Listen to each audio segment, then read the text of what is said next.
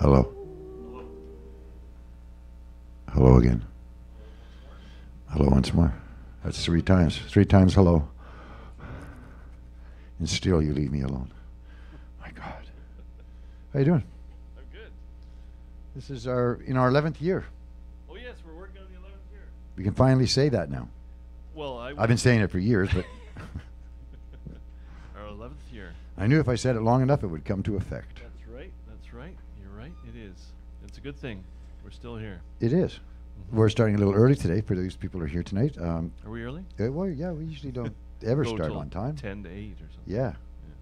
Well, you're never here till 1:45. Well, that's true. No, that's true. That's a lie. You were here last week early too. Yes. But not late, but early. Earlier than Earlier. today. You were extremely on time. Yeah. It's confusing because of that. I know. So, how you keeping? I'm keeping fine, just to let everyone know who's out there watching. And it appears that a lot of people watch for the love of words. Like we get 50, 60 hits. Really, that's You good. know, and it's not from the people that are sitting in here. It's other people who watch. Yeah. And that's very cool.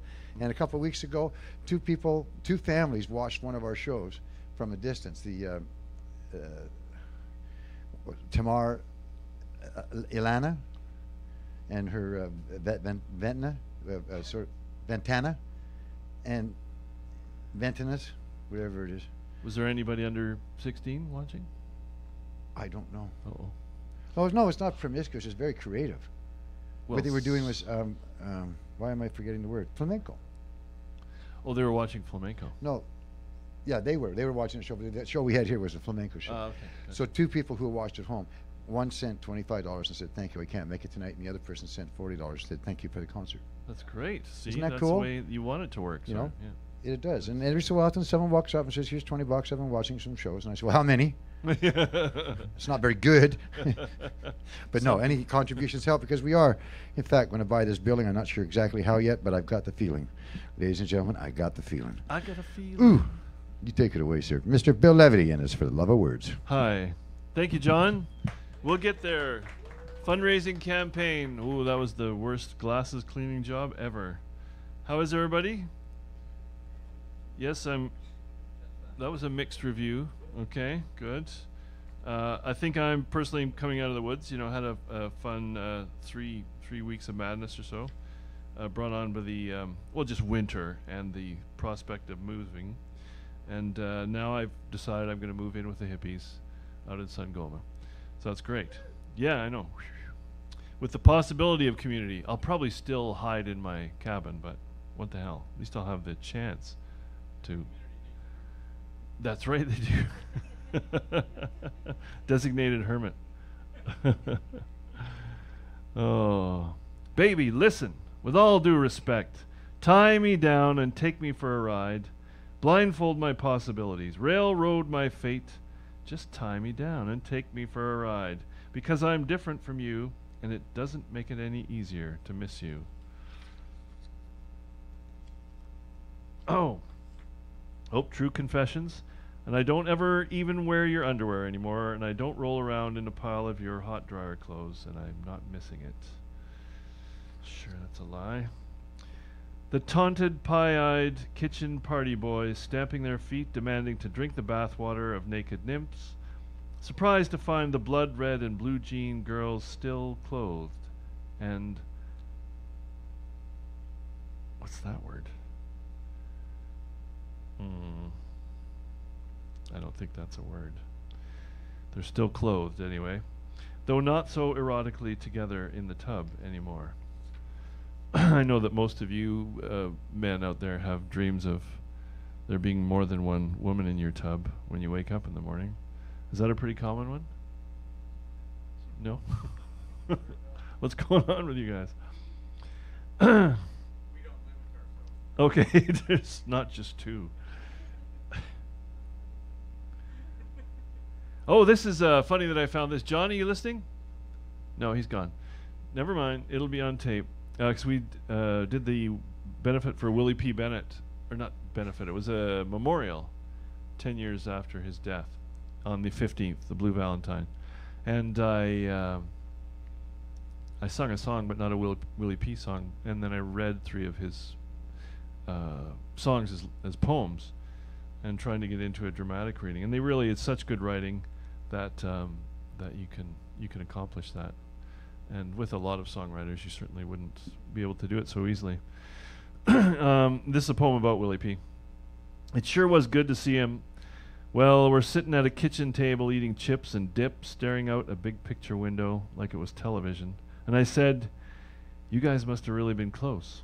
It's almost like you and Willie P knew what each other was thinking."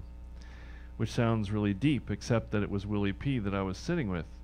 So I guess you can take it as a Zen truism, and Willie was being kind because he didn't say, "Oh, Bill Levity, you knucklehead." I guess he was just enjoying being in someone's dream. And I am sure you can understand how amazing it was to hear his voice and to be hanging out with him. Oh, sorry, that's it. Just a dream that you're hanging out with one of your heroes. Okay, this is why I asked about the family audience at home, because this is a sexual confession poem, and I don't want any of the rest of you to feel that you have to do a sexual confession. What's that word? Confession poem in order to read, but this just happens to be an old one that I wrote. I was 7 or 5 or maybe 6, maybe 8, I don't remember, in the brewer's basement, staring out the window toward the pool. David's older sisters were splashing and laughing on the deck, bathing suit bodies, hot summer. Their clothes were discarded on the floor in front of me, the change room, underpants, girls' underpants. I reached down and picked up one of their discarded Barbies. I inched her bathing suit down. I looked towards David's sisters, water glistening sunshine bodies. Boom, hard on, confusion. I didn't know what it was. I couldn't move. My bathing suit did not fit so well anymore. I waited till the swelling subsided. The feeling, however, has never really gone away. See, completely innocent. It wasn't something that I originally thought, some deviant thing. Just biology, really. Which gets us into a lot of trouble. Right, Greg? All the time. Greg, did you bring something to read today? One of your second famous visit or third? No? Okay. All right, well, Deb, let's go boy, girl. That's exciting. Okay, nice to see you.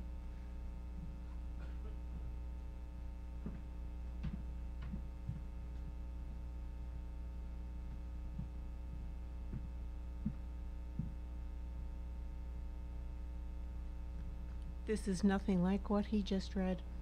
Sorry about that.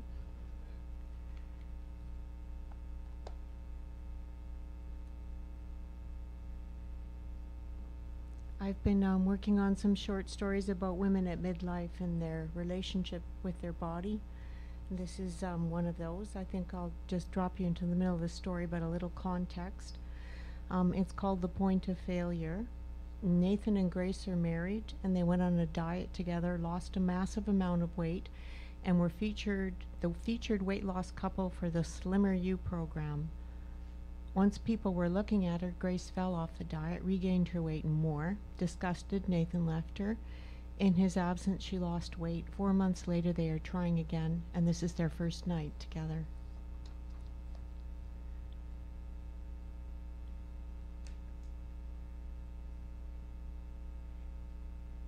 In the small hours of the night, my stomach bawled like a newborn baby.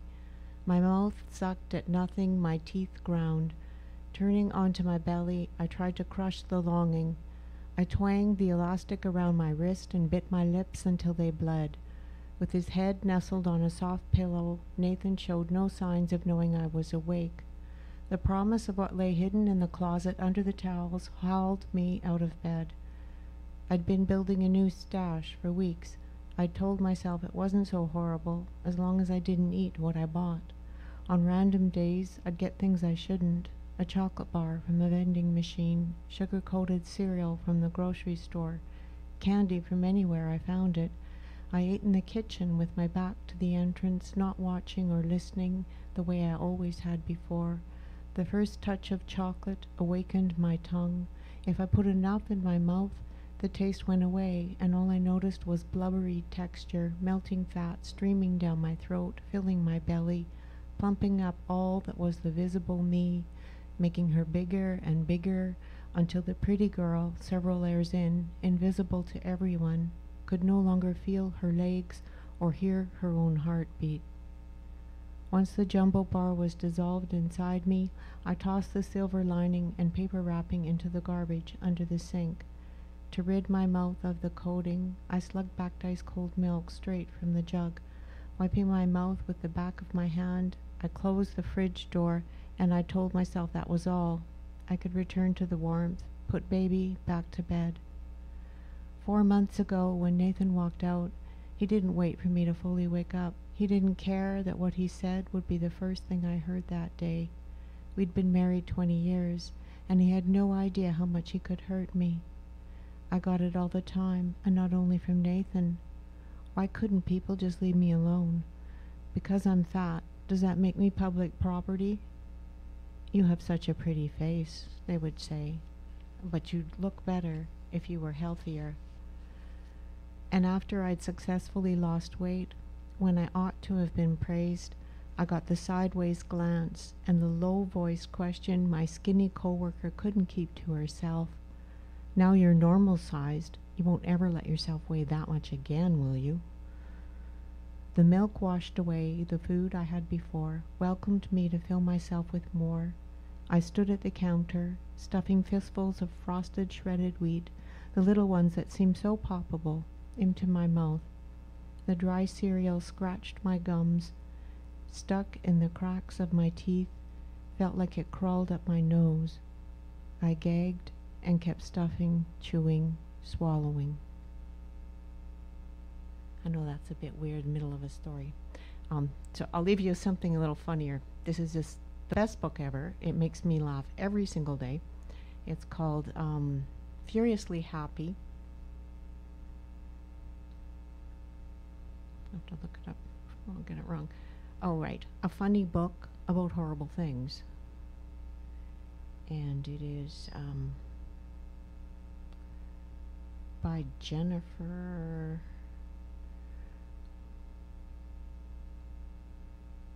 Lawson. And this is from a chapter called Advice from My Father.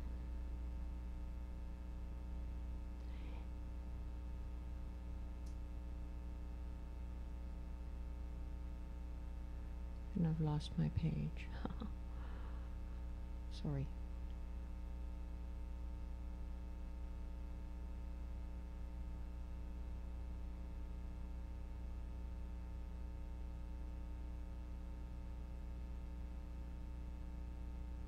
Don't make the same mistakes that everyone else makes. Make wonderful mistakes. Make the kind of mistakes that make people so shocked that they have no other choice but to be a little impressed. Sometimes stunned silence is better than applause. You don't have to go to some private school to be an artist. Just look at the intricate beauty of cobwebs. Spiders make them with their butts.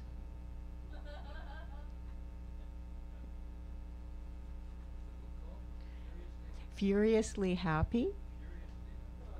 A funny book about horrible things, and the woman suffers from depression and anxiety, but she's absolutely hilarious and really quite wise.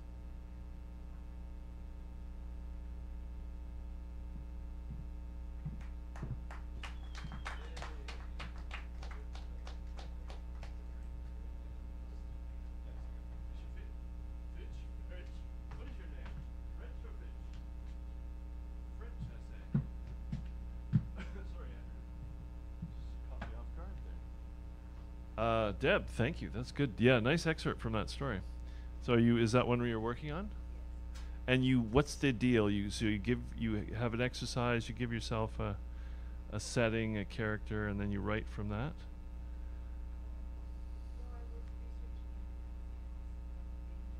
Right.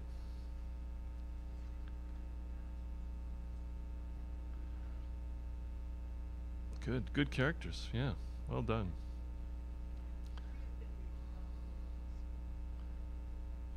Oh no, I didn't find that weird. Did you guys? I thought that was quite good.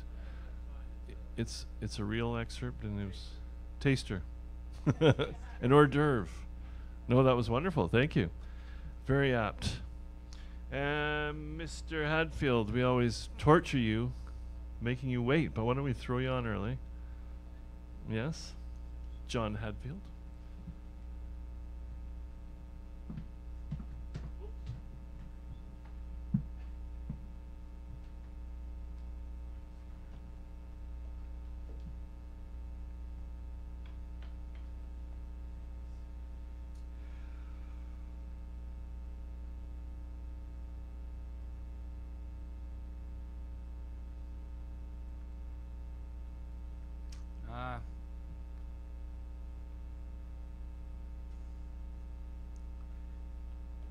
I don't quite know what to do. But I had a brother.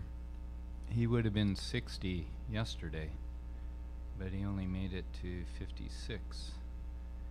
And so I thought I should say something. So of late I've been writing a lot, but it's all songs, and then when Bill said he read one of Willie P. Bennett's as a poem, I thought, okay. So sometime after he died, I'm going to read 2 songs and I'm going to tell a little story about him. So shortly after he died, I wrote a song with my friend Dan, and this was a bit weird because he just lost his sister, and his sister and my brother were the same age. And it was just sort of weird. They were born within 2 months of each other, and they died within 5 months of each other, which was sort of weird. So I wrote a song. I guess this is more about my shit than his, but it was called Walkabout, because when he died, it just sort of threw me. So and same with Dan. He got quite ill after his sister died. But anyway, this is called Walkabout. The funny thing with songs is they have a chorus that you repeat, so I won't do that. Growing old ain't for the faint of heart. Everything put together always falls apart. Broken heart, pounding pain through your veins, trying to find some purpose where nothing real remains. All you hold dear gets sacrificed to loss. A brother dying, just one of them hidden costs. Hole in your heart is filling up with pain. This broken world you're traveling will never look the same, not anymore.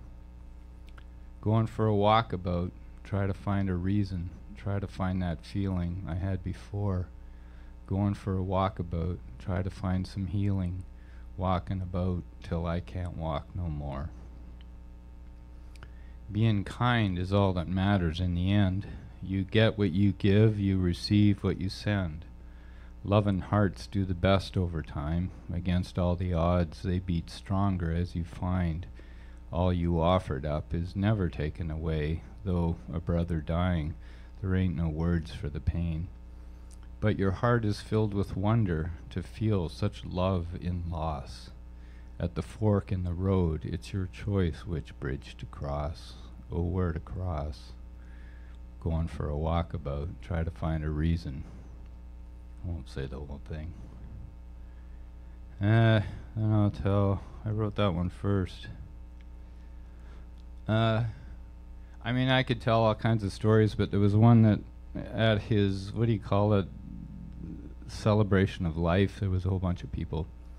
My brother was a sound man, like Ted, and he'd been out on the road with Katie Lang and a whole pile of bands and stuff, and he got married, got kids, didn't want to go on the road, got a permanent gig at the Windspear Theater in Edmonton.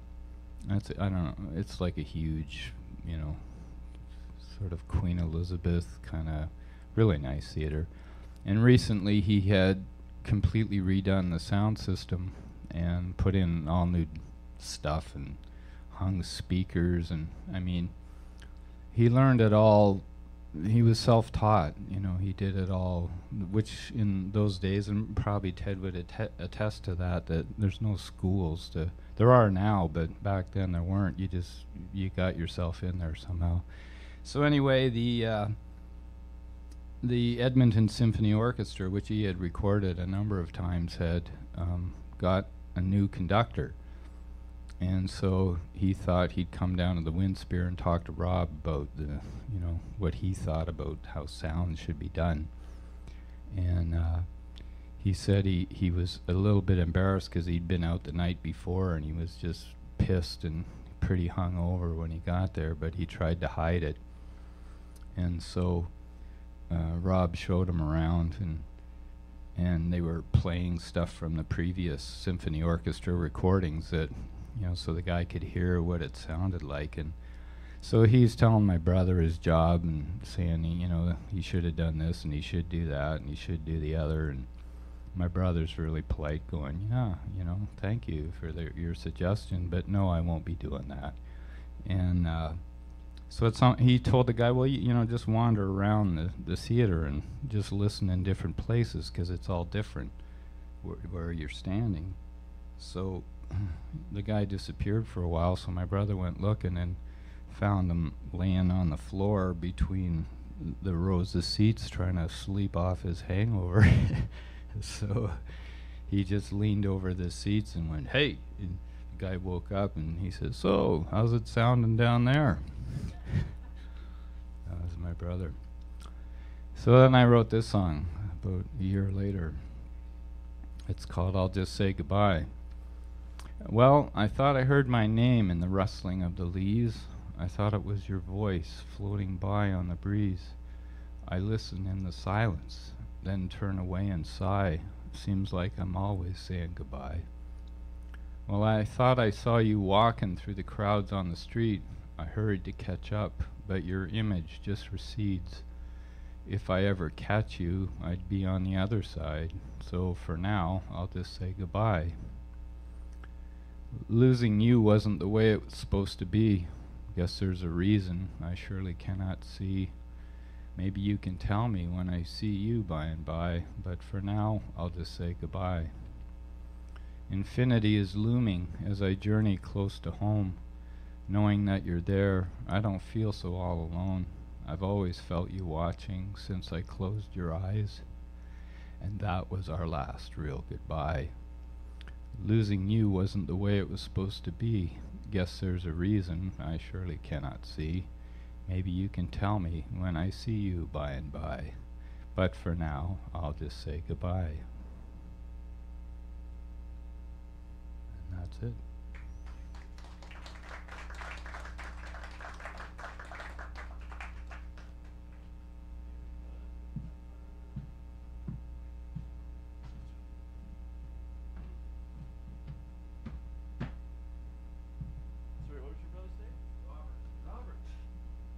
Come from a big family? Four. Oh wow. Oh yeah, that's a bit disconcerting, isn't it, when you lose younger siblings? Amanda, do you need to talk to the great one, or are you feeling ready? Whew. Yep. Oop. You're good. You're good. Yes, nice to see some new faces. We even accept people who are fans of Mark Primmer, apparently, which is unusual, I know, for us. But we love Mark, really, and he'll be here. We should say things about him while he's not here, though, because I know he'd appreciate that kind of scuttlebutt. So Amanda's here, and maybe you'll tell us where you're from or something about your new entry into the...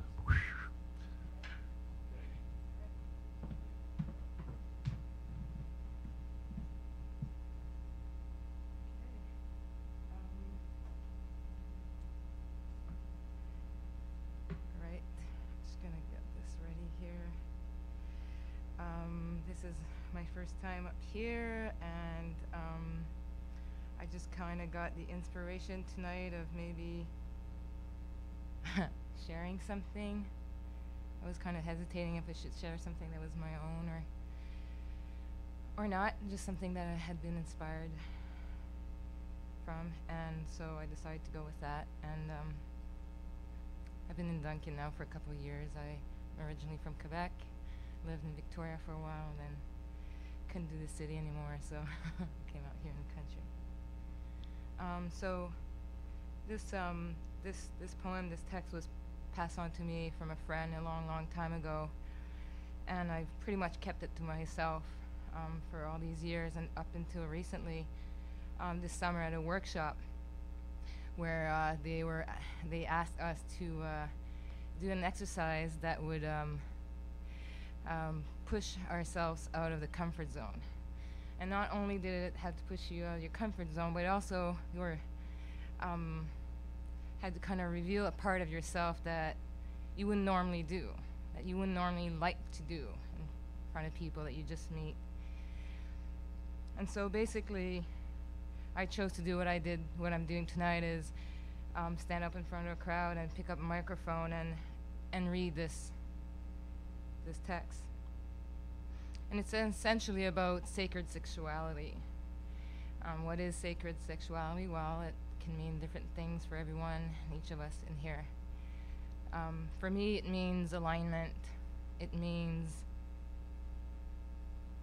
respect, honor, love, and healing.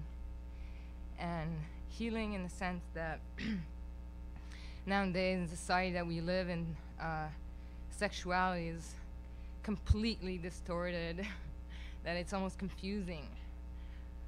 We're encouraged on a daily basis to misuse and overconsume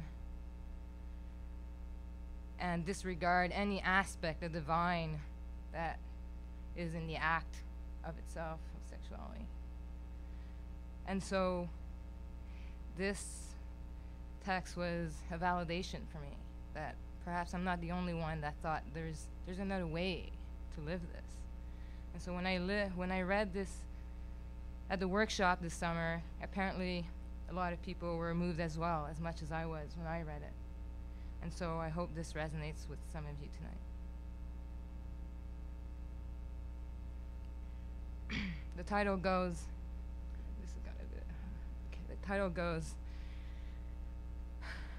I don't want to swap my love for your body. I have my love anyway.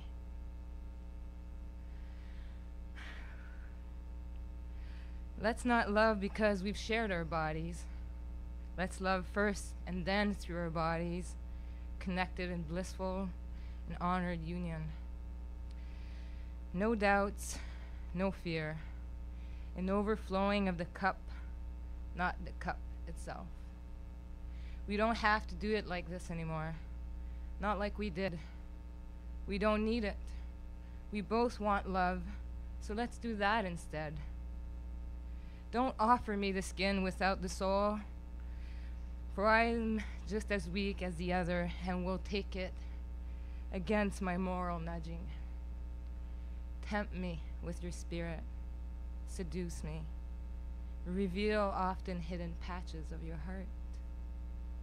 Dance on my mind and let your insecurities' clothing fall slowly to the ground.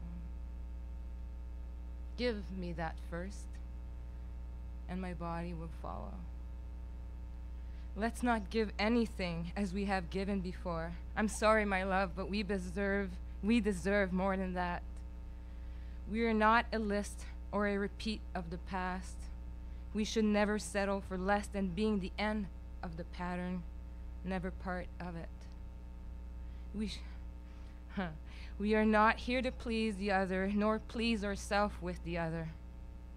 We are here to be loved, set free, and to push each other to grow. Let's never have anything in common like the rest. I simply can't abide it. Tell me often, and I'll show you back.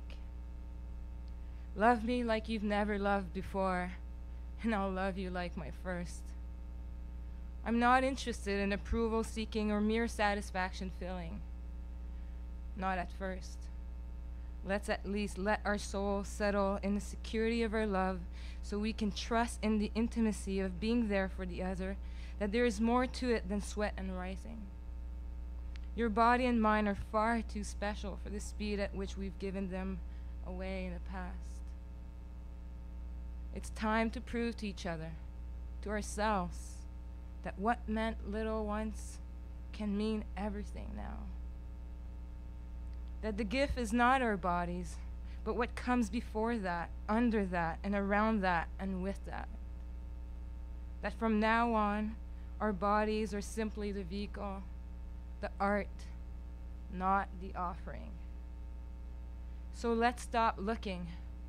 We are worth more, and our sexuality is a gift huger and more precious than we have ever been shown and perhaps ever realized.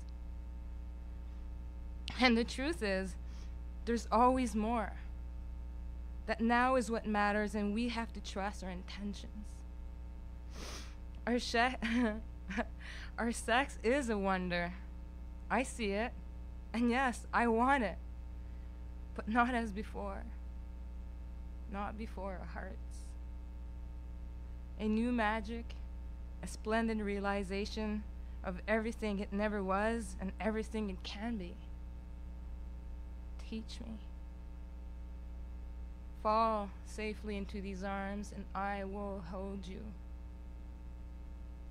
I want to be everything you've searched for, everything you've wanted, and everything that never was. Let's stop trying. We are fine as we are. Our sex is not our love. So let's let our love make love, not our bodies. And perhaps we'll heal what we've broken and find what we've lost. Hearts forward and souls settle. Our bodies will follow. And that's exactly how I want it. I love you. And that's the entirety of it. Our bodies will dance once we see our hearts. Thank you.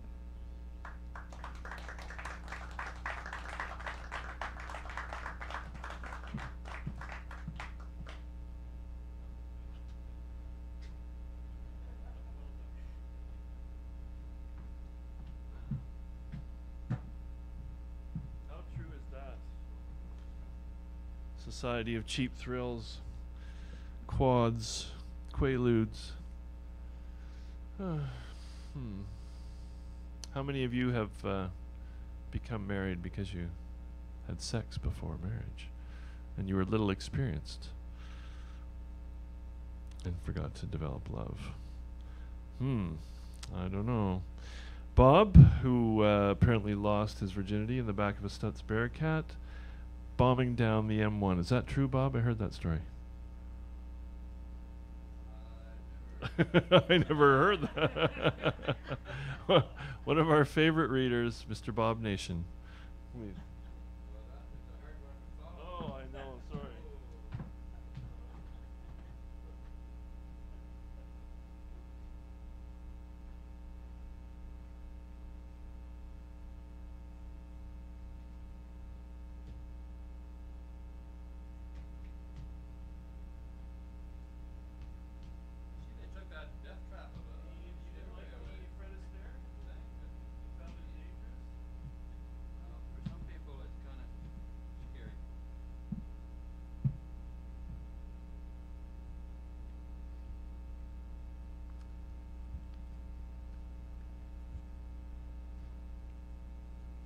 Where's that stand the speaker's supposed to put his cup on? No, it'll do there. Thank you. I started coughing when I came in. I thought, well, this is a bad place to start coughing. Well, one of the charming things about this voyage, this flow of words, is the complete change of pace from one to another, and how each one can be wonderful, even if it's nothing like the last one. So keep that in mind. We're changing pace quite a bit here. I've read from Tom Wayman a few times lately, and tonight I'm going to do a longer poem, give him the full 4.5 minutes to get himself going, because he's good at that as well. It's a cursing poem. First cursing poem I've ever seen. I guess it's an ancient form. Laying curses on other people was a bigger thing in medieval times, I guess. Really, really serious. But he decided to bring the form and to express what he wanted to say today. I told my wife, Helen, she apologizes that not making it tonight, unfortunately. She said, well, that doesn't sound very uplifting. Why do you want to read that? It's not funny. It's not, it's kind of unpleasant. Well, we'll leave you to decide why I decided to read it tonight. It's from 1971. It's a work poem. As I said before, a big part of Tom's life is to focus on the work experience, human work experience, issues and importance, value. And so this is part of what he wrote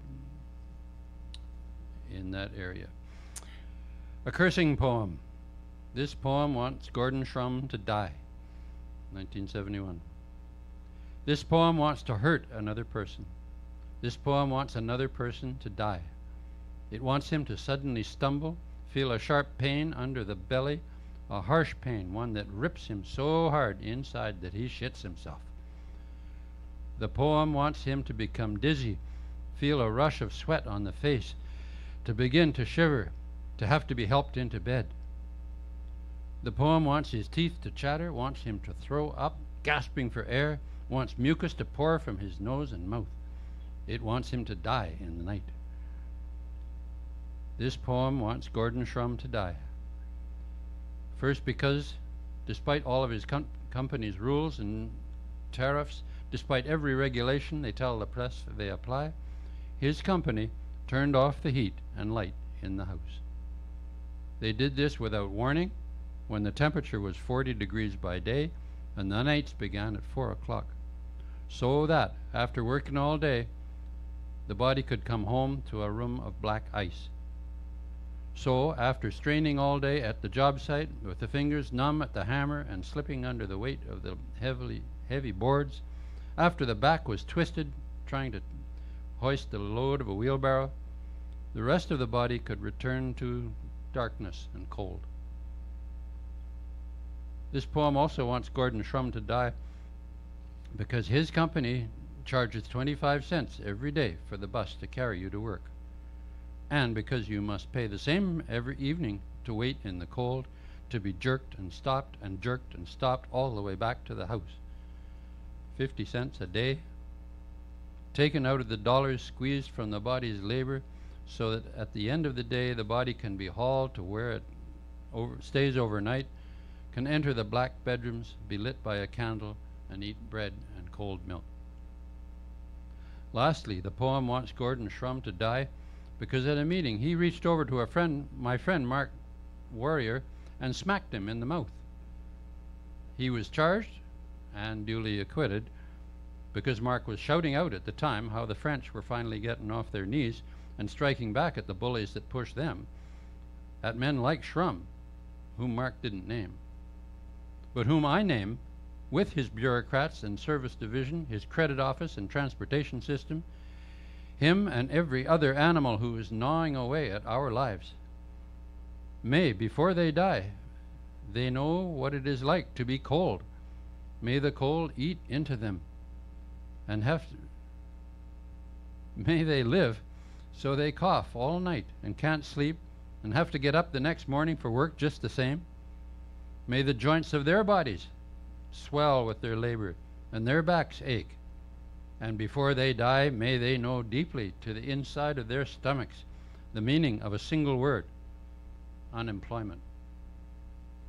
May they understand it as the nourishment a man gets by scraping a calendar over a pan for a meal. May they have a future with nothing in it but unemployment. May they end on welfare. May they have to travel by bus to get their welfare. May they wake in the night and realize that for the rest of their lives they will never eat together all the things they love: steak and wine and hot corn. They will never have these together again until they die. May they die on welfare. And may the Lord God Jesus have mercy on their souls. So there's a cursing poem.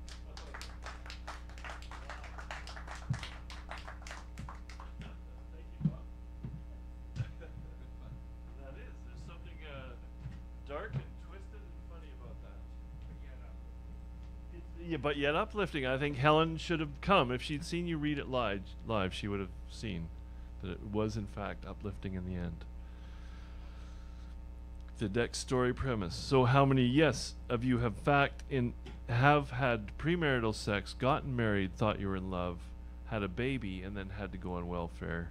Thus your life became hell and you fell out of love. So all these things are interconnected. What's that guy's name again? Tom Wayman. And he was he a prairie guy like you? Most of his life he was in BC.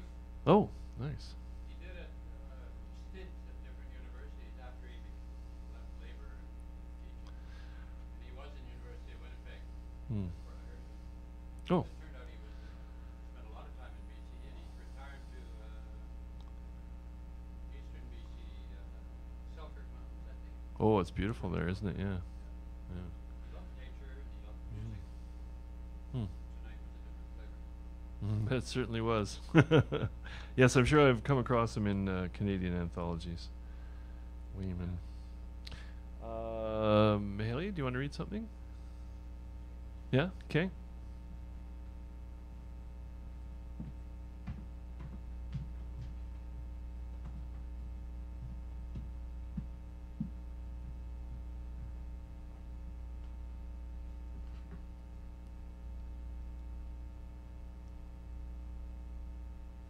Blah, blah, blah.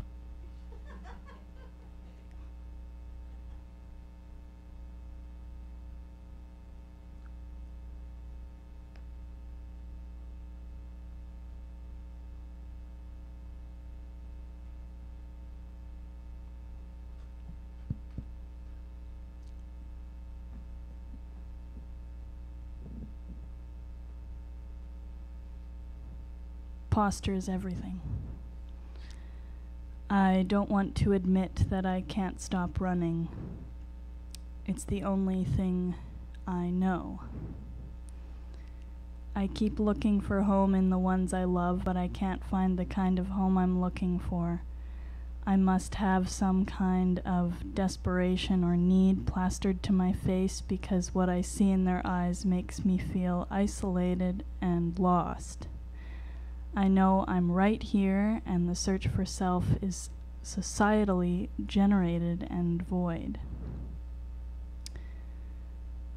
I have discovered the importance of water, not a fable, not a carefully measured necessity published in Health magazine, not an I'm better than you because I hydrate. Remembering to drink a glass of water at some point after 2 morning iced coffees, using the water to wake up sensations in the body. There's a warmth receding from the brain, a kind of cerebral singing that has been longing to share itself with the rest of the body. At first, water is simply remembered. Then swallowed, it glides down my throat and takes fervent, flourishing, effervescent care. Oh, there I am. Inside heels, toes, the navel, the vagina. I'm on a chair or standing, opening up, narrowing in, malleable, sanguine shit. Hunger has arrived. Bagel or eggs?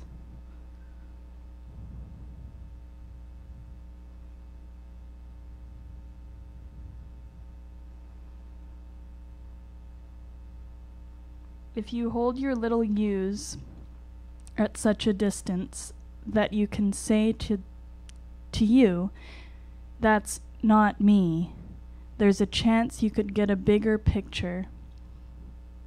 Toss the story that keeps you from a present. Here and there are keys to reality, which is spacious yet full, joyful and learned, old but young. I regard myself more tenderly. I have less fear. I am an ally to myself and believe that will aid the intention to not cause harm. I feel energies and defense mechanisms, cold fronts and resentful eyes of my kind. They show me where I'm stuck, and I am grateful. Here is some room in the mind where you can forgive yourself, Mahalia, for stringing your longing heart along to too great a distance. You can't love with your whole heart if the other can't accept it. Seek warmth that is steadfast, that doesn't put you in boxes to be opened at leisure. If you succumb to the little yous, be patient with yourself and remember these things were not properly taught to anyone. A lesson self-taught requires tireless patience and enthusiastic practice. Be yourself, they say. Be patient with your mind, hold your own hand, and you will find that who you are is found in everyone, and that is love.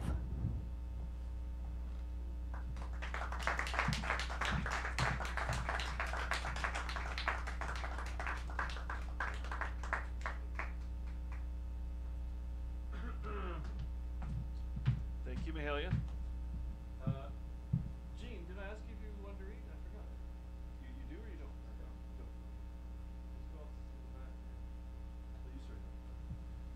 Let's go. I mean, this. Wait a minute. I know what I want to say. Really. I think about a year ago it came up.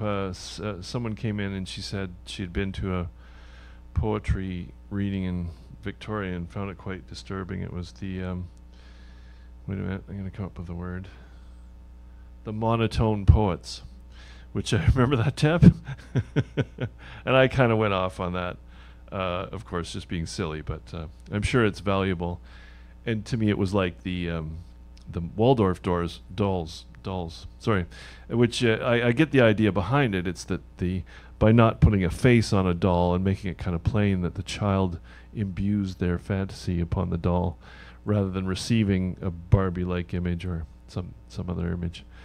But somehow I was having more trouble with the monotone poet idea. I don't know.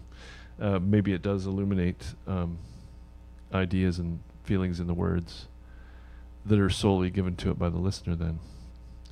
But I still say, fuck you, monotone poets. So, the other one that disturbs me is these poets for nudity. And, I just think it gets in the way, it's confusing. There was a local well-known poet who was showed on the internet lately, topless. And I just thought, that's really distracting. You know what I mean? I just... and I don't want to see nipples on the internet. It's just not, especially a man's nipples. And I'm sorry, Andrew, that they put that picture of you up there, because it's just terrible. It's disturbing. I like to tease Andrew. I think it was his shot. Do you know the one I mean? You were in the summertime. You never know what they publish about you on the internet. So I get to tease Andrew because he's smart enough not to be on Facebook. So I think you were just at the cottage. But the reason it's disconcerting is because you don't see the whole you. So you could, in fact, be naked, I think, is what's really, odd about it. So now I understand why they just say no nudity on the internet, unless you're searching for nudity, but just in the general monotone poets and leave your clothes on. Andrew, sorry, I always like to give you a good introduction, but one of our well-loved local poets, Mr. Andrew French.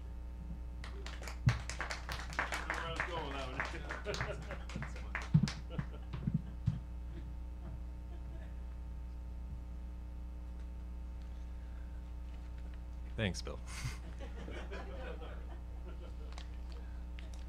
I do have a vast vocal range, I just choose not to do it. So. Oh, thank you.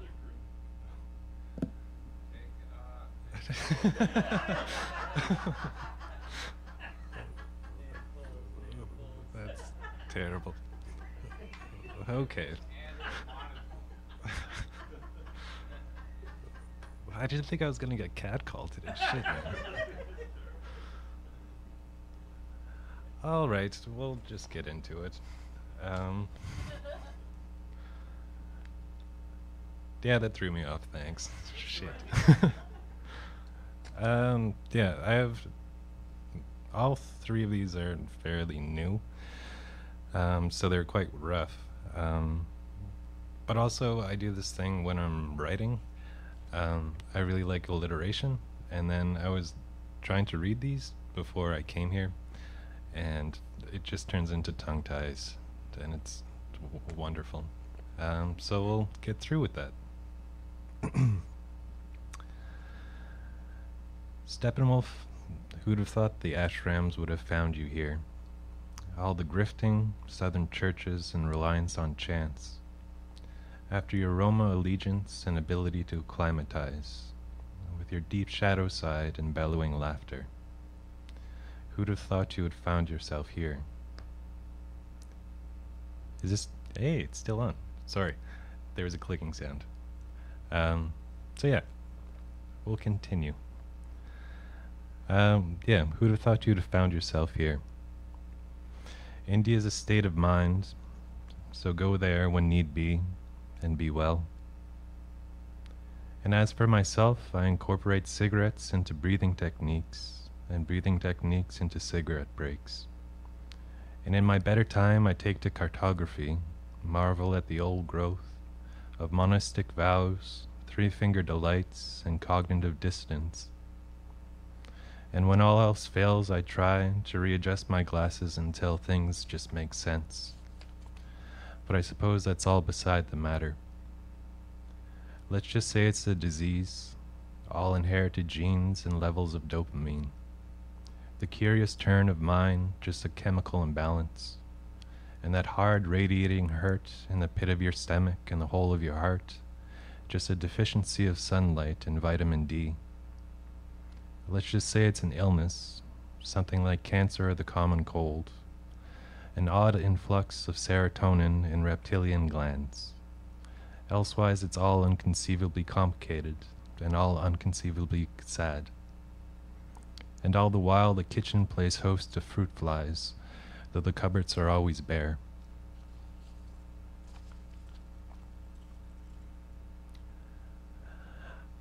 Also, you know the Reformation, the anniversary happened a while ago. My uncle from back home, he's a Lutheran, and we started talking about it, and then a little while afterwards he gave me 3 books all about Martin Luther. So I've been reading those, and they're really quite great. He's one of those polarizing figures where you think you're on board with him, and then he just flies off, and I have no idea what he's talking about. But this is kind of in that theologian vein. It's on being born again. I can understand the reluctance. You'd have to learn the alphabet all over again. And early trauma and cultural norms, acne and the entropy of high school halls, the necessary toe dipping of your early 20s would all have to be relived. And at a time in your life when it is unfashionable, if not downright retrogressive.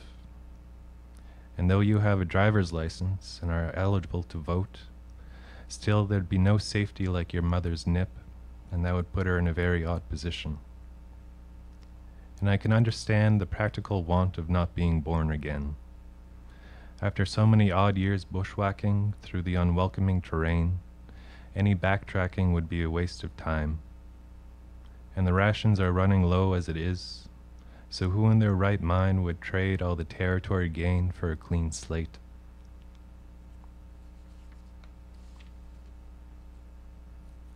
And this is the last one, and it's a bit longer. Yeah, so from Ontario, and Bill mentioned the cabin that is in Northern Ontario. And I come from a family. I have an aunt and an uncle, and they both have one son, and my mom has me, and the rest are all girls. There's like 7 or 8 girls. So we kind of tried to band together. And they're sort of off and away now. One's in Yellowknife and one's in Lloyd, Westminster. So whenever we actually do get together, it turns into just hedonism and guns and fireworks and just silliness. But we actually tried a little while ago to have like a conference call, which is something I've never done, and it was nice. It was a little bit awkward, but it was really nice. So this is what came of that, I guess. An earpiece and a small microphone aren't enough. There's static and time zones to contend with. Besides, the reception is shit. Still, we make it a point to reconvene, one on his way out, one 3 drinks in, and one leaves early, cognizant that the shrooms are setting in. And one took to eternal landscaping, carving out straight lines of the chaotic growth. And one said he'd do some soul searching if he thought there was something there to find. And one lives on a frozen lake, his wood stove an abominable source of warmth in the frigid environment. And its colonel, Philip Scariel, and its Sergeant Benjamin Lajeunesse, and its Jenny French. One lives on a boat in the Arctic, and one has some plans to move to Edmonton, and one with a cabin just this side of strange. And the distance is long, and the reception is shit, and still they reconvene. Despite time zones and the distances between points of view, still the chaotic laughter, still the mutual grievances, and still the regional deprivations, the diverting schedules. And I know not what to do. Good men, there's a murder of crows above, and a pit of snakes in my gut, and a coat of rust on my better mind. And if this last little while is any indication, they won't be leaving anytime soon. But your voices are 2 semis bushwhacking through the backcountry with broken tail lights and loose cargo. Clay pigeons in an unloaded 32, jangling a metallic tune in the cab.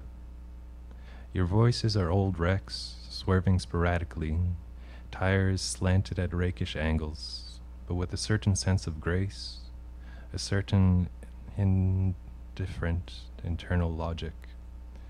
A Scarborough suitcase in the back seat, and the surefire cockiness of a full tank of gas.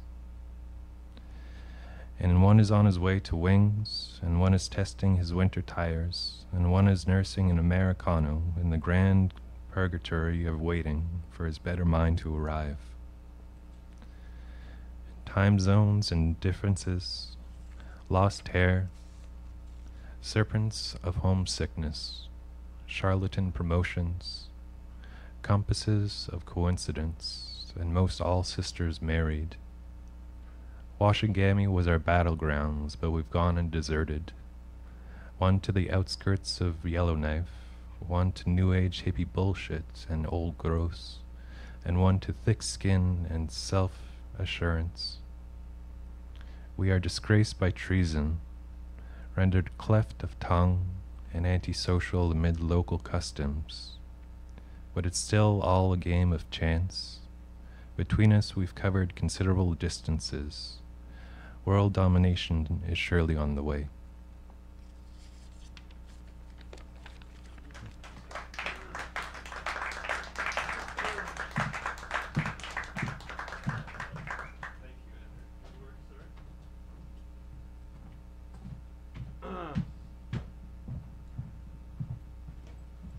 Yes, nice work. Sorry for subjecting you to such catcalling.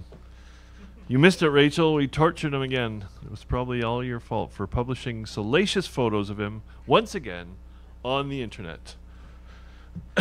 She can tell you. He can tell you. You actually have a very melodic, undulating. You have a great reading voice, really. No, nothing like the monotone poets. We can imagine what they sound like. Well, did I miss anybody? Lou? You want to come recite something, Lou? Okay, next time you could. I was never a good planner. I always feel adrift in boardroom meetings and therefore lost when surging through the streets, planning on the meeting of minds and stellar intercourse. This all dissolves when I realize that I'm drunk again and talking to myself in the bathroom mirror. This is a former me.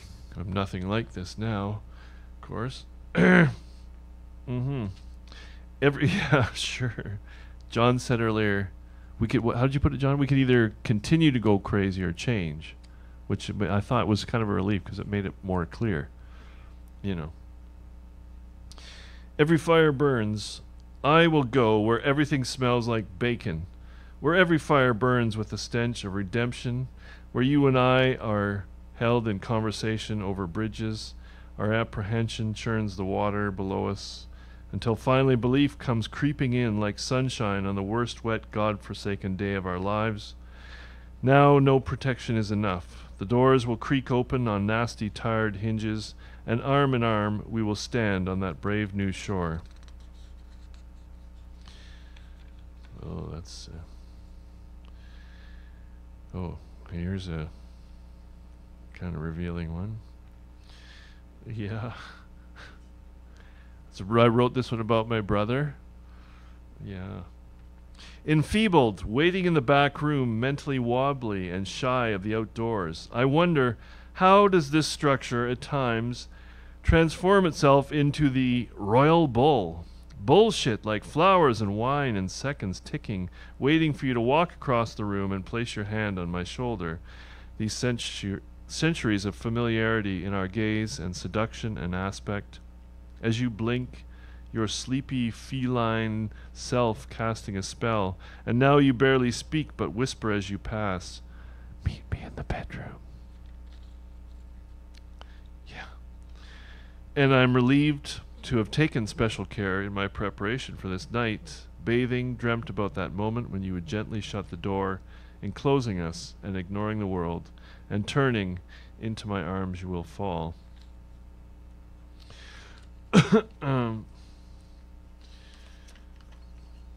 Maybe a couple more before we go.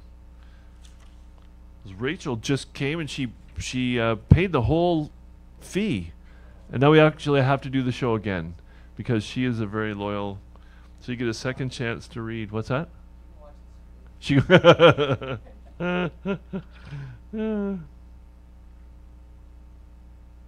Oh my God! How many of you have fixations around people in uniform, men or women?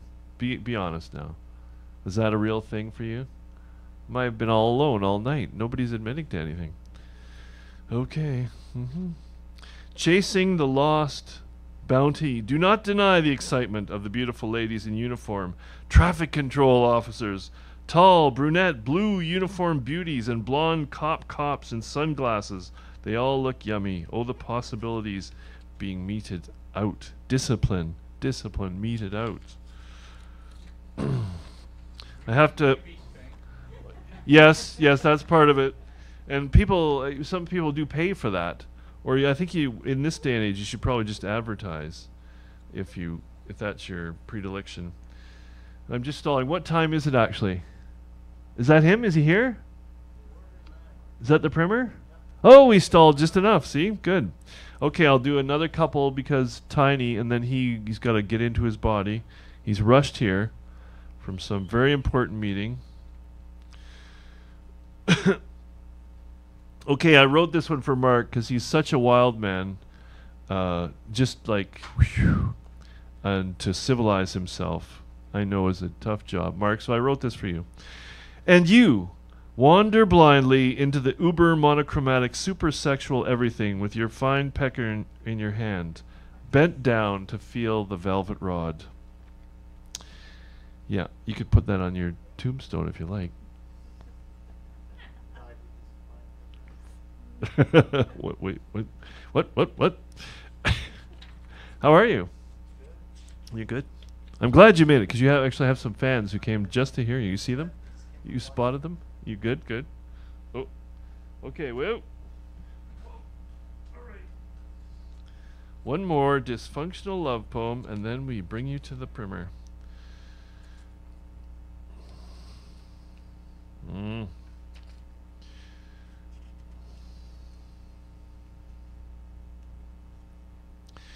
Maidenhead clarity. What is the maidenhead? Is that the part on the boat, or is that a different thing? Is that a part of a female anatomy? It is the yoni? Okay. Well, I probably misused it then. Sorry, girls. I should really consult a dictionary or an encyclopedia or a medical dictionary before I write these things, I guess. Maidenhead clarity. This will make sense. I published... Oh, sorry. Let's start that again. Maidenhead clarity. I polished my theoretic maidenhead and renewed my vow to the earth.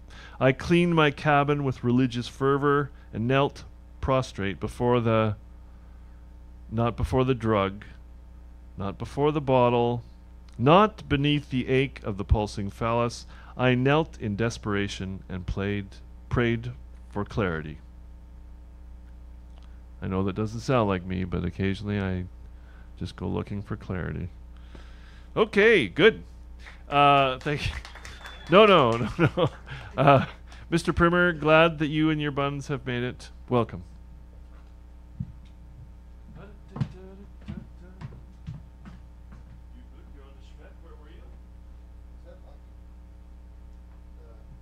Film at the couch thing upstairs at the library. You're gonna make me sit down. Oh no, it's fine. It's good. For the last while, I've been taking this sequence of poems that I started. No, I don't want it in front of my face. Oh, all right. I'm just down there. That's good. So I've been taking this sequence of poems that I actually started working on, wrote the first poem in the sequence 25 years ago.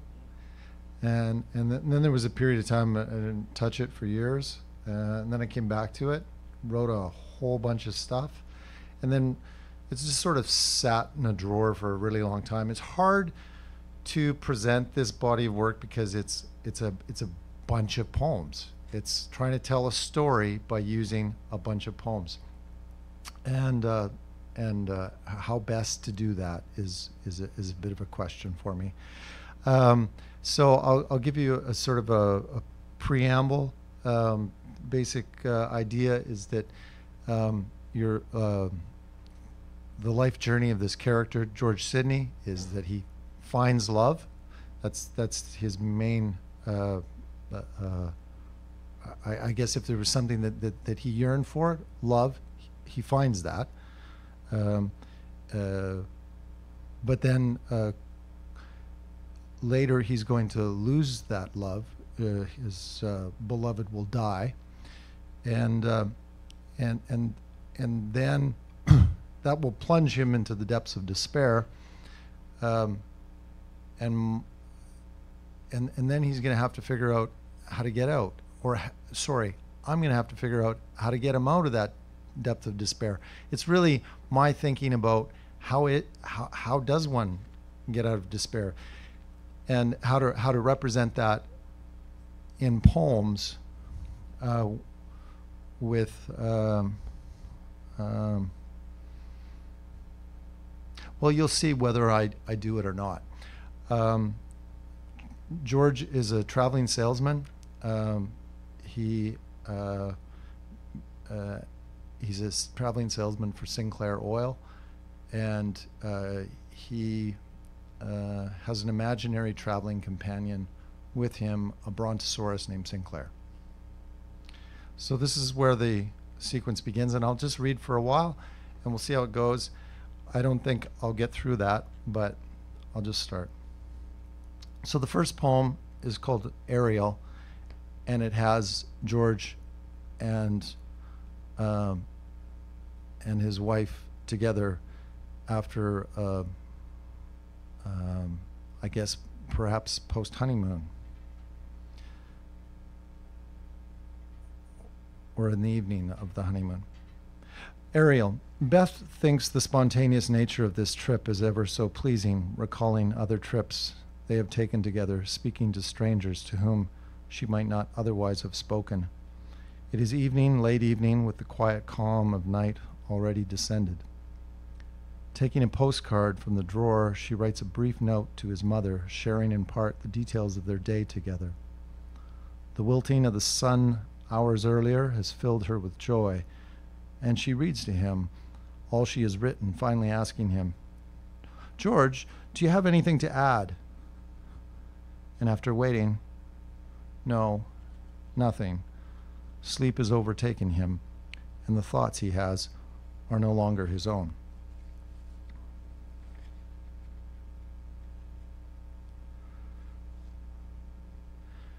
BC. There are mountains of history here, layers of events, imprints of the past pressed upon the soil. A discovery, if you can call it that, is finding something new in something old. He, Sidney, pulls a box of photographs from the trunk of the automobile, spilling them upon the front seat. Look, he says, this is her, and this is her. In some photographs, she is laughing. In others, she seems pensive. There are hundreds of photographs. See this one, he says? We were caught in the rain. Water is washing down their faces. Sun is shining upon their tumescent skin.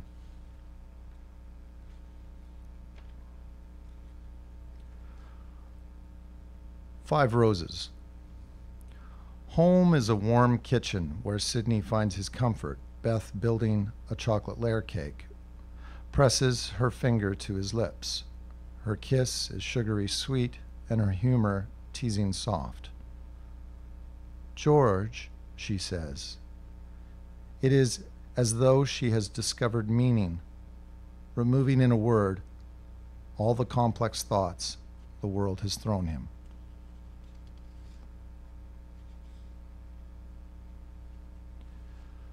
The unwieldy embrace of women.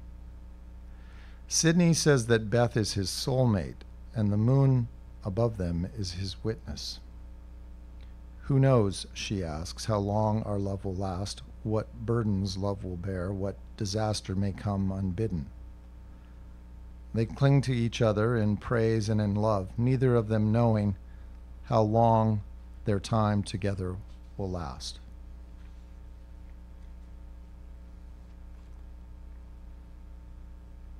Beth Claridge. He told all his friends how he fell in love, walking to the market on a Sunday afternoon on a path beside the ocean, his hand holding her hand. It was a courtship whose governing principles were civility, good humor, and care towards each other. Sidney was more tender than he realized, grown soft at the thought of them together, of her bare feet upon the sand, her dress soft and elegant, billowing slightly as the air swept past them.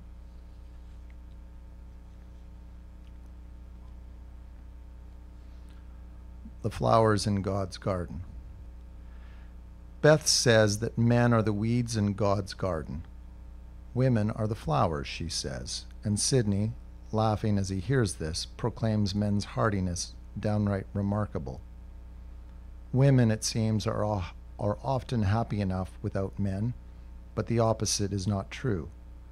Just as a woman finds her space, a man supplants it. They are not good at being alone.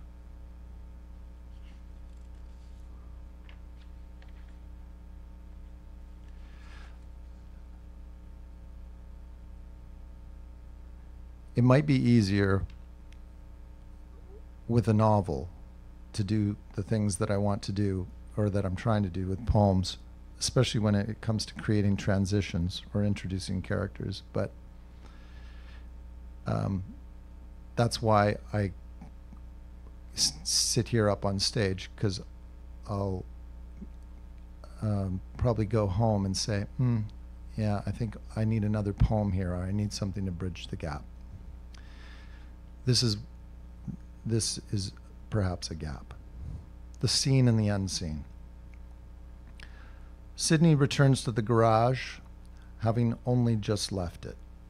There the mechanic is checking the engine, playing with the soft throttle and praising its performance. Out the driver's side window, Sinclair raises his head past the hood compartment and accidentally leans upon it, upon the horn, causing the mechanic to both jump and curse, supporting a long-held belief that imperceptible reality is nothing to sneeze at.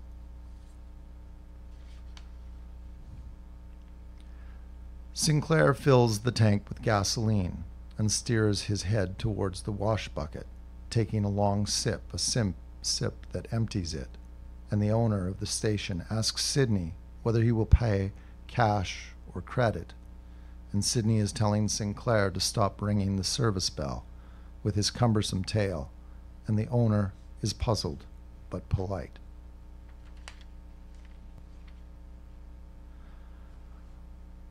Before television, before radio, before man was theater. God so loved the world that he gave them acting, and the first playwrights, actors, and actresses were prehistoric, the first stage this dusty piece of riverbed. All things are sorted by time, explains Sidney, and the dinosaur, simply by pointing to a depth, traces the roots of early theater. It is very early theater, however, and much has happened since. Wisdom is passed from one generation to the next, layer upon layer, and the life before us is never the same as the one we left behind.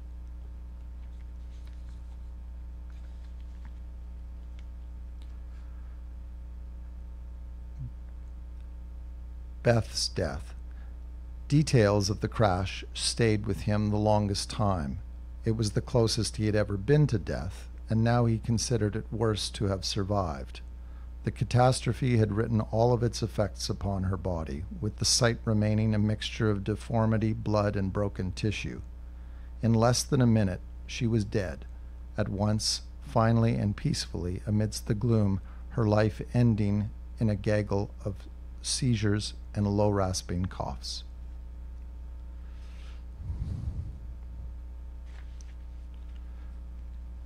Sidney called out to Beth, and when she didn't answer, he began to cry, "Please, God, please don't let her die." During the eulogy, it was Sidney who spoke, though months later he would ask friends what he had said, and they would tell him the things he could no longer remember.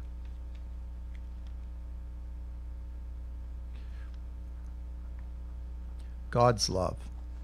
God's love surpasses understanding. And then to illustrate, Reverend J.P. Tangway opens his arms, reminding all of Christ's crucifixion. He points to his wrists where the nails would have entered, and to his side, eyes closing, touched by pain. God so loved the world, he gave it actors who will help us make sense of our suffering. Sinclair is beside Sidney, the brontosaurus who was frozen, who was thawed, so he could help oil men. I think I'll stop there. Anyhow, that it goes on, but I'm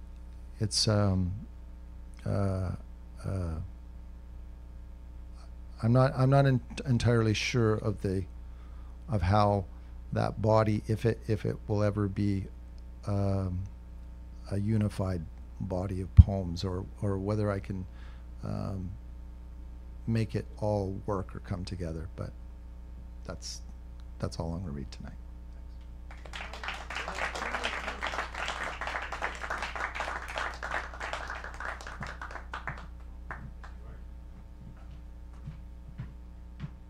Well done, sir. And what does your shirt say? Something about love me, give me lard? What's it say? Praise the Lord. Oh, nice. Well done. Yes, a very talented baker as well. So, if you published it and you put it in a book, would you like characterful, squiggly drawings with it, or would you just like the words alone? Do you ever enjoy looking at poetry with pictures? You do like pictures, yeah. Yeah, nice. That was a serious question.